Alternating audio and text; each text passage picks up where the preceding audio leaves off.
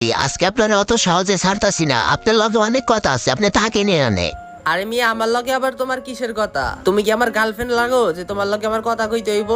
আস্তাগফিরুল্লাহ ফারুক ভাই, আপনি এটা কি শুনাইলেন? আপনার না বউ আছে, আপনি মুখ দিয়ে এই কথা বাইর করতে পারলেন? ছি ছি ফারুক ভাই, এটা আমি ভাবতেও পারি নাই। এই বেটা, এটা তো আমি কথাই কইছি। আচ্ছা যাই হোক, বাদ দাও, কি বলবা বলো। ফারুক ভাই কেমন কিছু না, আমার সাদা মনে একটা কাদা প্রশ্ন। আপনার গিল্ডে কোনোদিন কোনো মাইয়া ঢুকান না কে ভাই?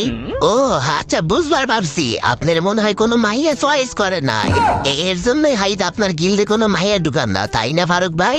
এই হালাকালা চুপ থাক, মনে মধ্যে যা আইতাছে তাই কইতাছস। তোর কি মাথা মুথা নষ্ট হইছে? তুই জানাস না আমি বিয়ে করছি, তার জন্য আমার গিল্ডে কোনো মাইয়া ঢুকাই না। ফারুক ভাই, বিয়ার হাতে গিল্ডের কি সম্পর্ক, এটাই তো আমি বুঝতেছি না। এই বেটা, তুই তো হইছিস নেতা বাচ্চা, তুই কেমনে বুঝবি এত কিছু? তুই বেশি কথা না কইয়া গ্রুপ থেকে বের হ যা। ভাই আপনি কিন্তু আমার অপমান করলেন, আমি যে প্রশ্ন